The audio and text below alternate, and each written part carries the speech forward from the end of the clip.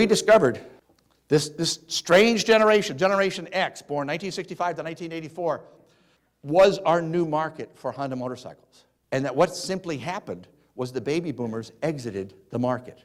It's a narrow market, 16 to 24 years old. 25 years old, they sold that bike, and they bought what? No, they bought a ring. They got married. And you didn't take the death wish into a marriage. True? There's a correspondence between a good cafe racer, which you can get about $5,000 for used, and a 1-carat diamond. You know, girls are getting 1-carat diamonds now? True. 1-carat diamonds for engagement. What the heck is that? When I got married, I had to explain to my wife there was a diamond, but you had to. So we knew. We went back and took a look, and we knew that what had happened is our market had left us, and the new market that came in. If you look at 1957 at the height for boomers to the trough of Generation X, it is a 25% free fall. No market can sustain that kind of a drop in market. Can't. So we knew what happened to bikes, and that was amazing. And I said, they've done other things. So we went back and we looked. Generation X, you shut down maternity wards, they consolidated. You almost shut down Toys R Us. You shut down 30% of the public schools. You shut down motorcycle sales. You absolutely baffled Detroit. They couldn't figure out why they couldn't sell the same number of the highly profitable SUV vehicles that they sold the boomers to you. But they didn't bother to count you. Housing crisis. Boomers are bumping up against retirement. It's time to sell their starter castle that they've refinanced 4 or 5 times at ridiculous rates, and get a couple $100,000 out of it and go to Florida, right? Yeah, for every 10 houses for sale, all of a sudden, there were 8 buyers in Generation X, and over she went. It's the power of shifting demography and folks and counting people, and we miss it. We superimposed the population over our issue, and there it was. Levi's. How many people here wore a pair of Levi's at some point in their life? Please raise your hand. Everybody. 1998. I'm 2 years into my research. I've lost it. I am absolutely ballistic on this subject. I've published everywhere. I've been on news shows. Levi's calls me up. These people were printing money. They couldn't make their product fast enough. They were about to raise the price on their jeans. They were about to double the price on their jeans to about $70 a pair. Can you imagine? And all of a sudden, their sales leveled off and then began to decline, 1998. And he called me and he said, Ken, I heard about your research. He said, does Levi's have a demographic issue? And I said, who's your customer? And he said, an 18 to 34-year-old man or woman.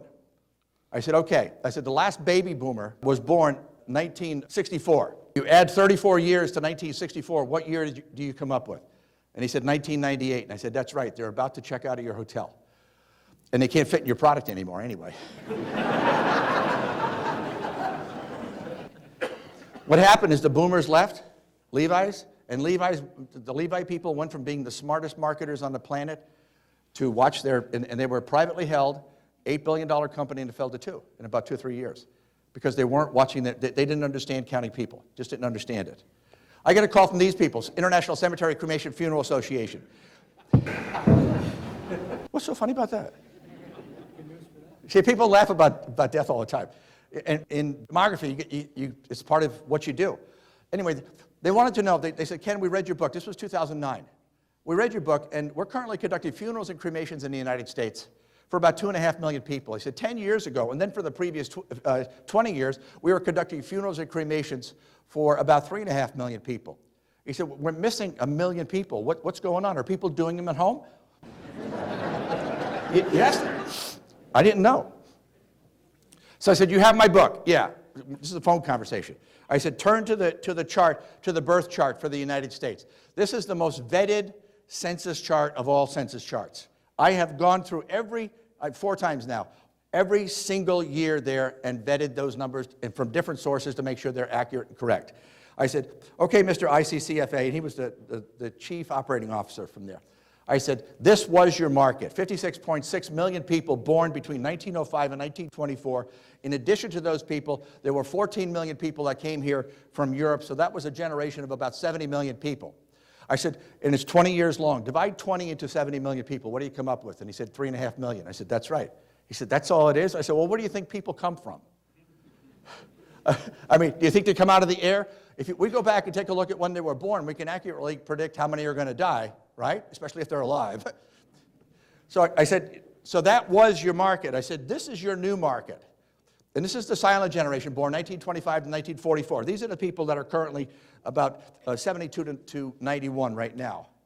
I said, you can see it's a little over 50 million people. And there was no immigration during the Great Depression and no immigration during the war because it was illegal. I said, divide 20 years into that. And he said, 2.5 million. And I said, that's right.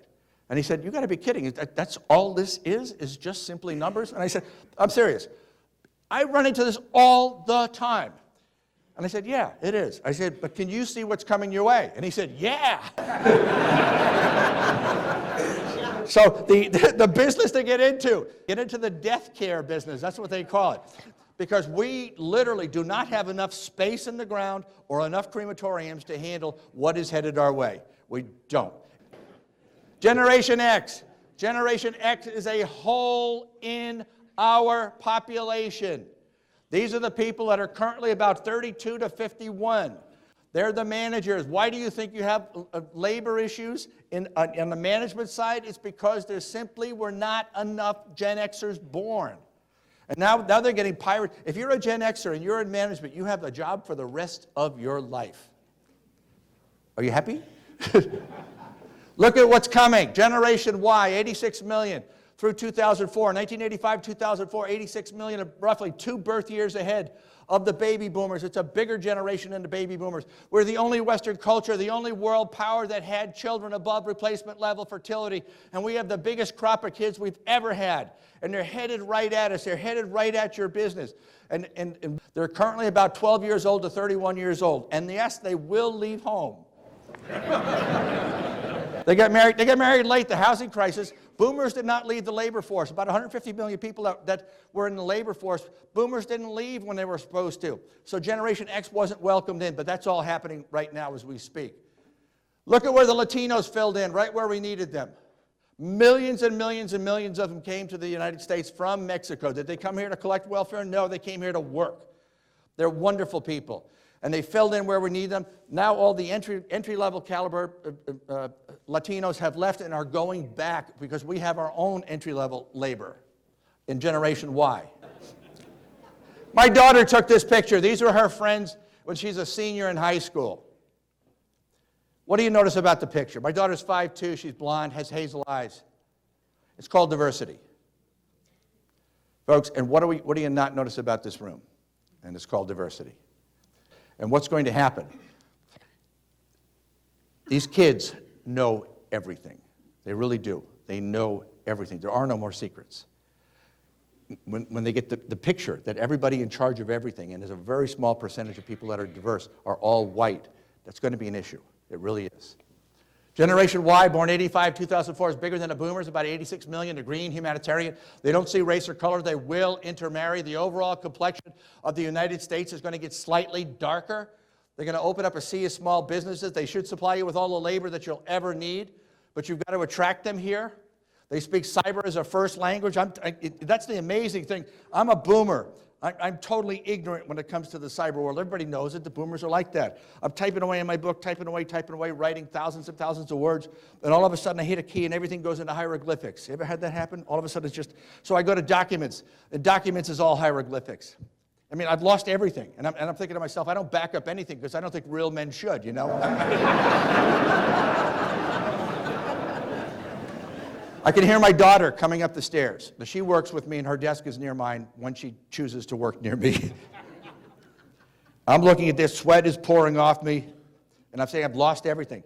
She's walking, she's got her phone. Now, she can text on her phone faster than the phone can accept it. She's listening to music. So she's texting on the phone without looking, listening to music. I can feel her walk around behind me. I'm not admitting my problem yet. I'm going to try to fix it myself. I can feel a hand go over my shoulder. She reaches down on my computer and does something. And the problem was solved. And I was, whoa, cool. She goes over and sits down at her computer. She's texting on her phone. She's listening to music. She brings up Facebook. She brings up somebody in Skype, and she turns TV on. And I'm thinking to myself, I've raised an alien. These kids are cyber, and if you don't think that kids are important to the future of the United States and Wisconsin, you're nuts. These kids have the tools to take us forward. Generation Y, workplace requirements, purpose, transparency, integrity, honesty, green, caring, fairness, empathy, the truth. What a concept. Advanced cyber focus. And they won't work for mean people. How many people here work for mean people? How many people here are sitting next to that mean person? Smaller families, smaller homes. Get this. Housing is the economy is housing. True, we found that in 2008 when everything crashed. You have about 155 million housing units in the United States. And that's houses and apartments. You have roughly 330 million people when you count the illegals.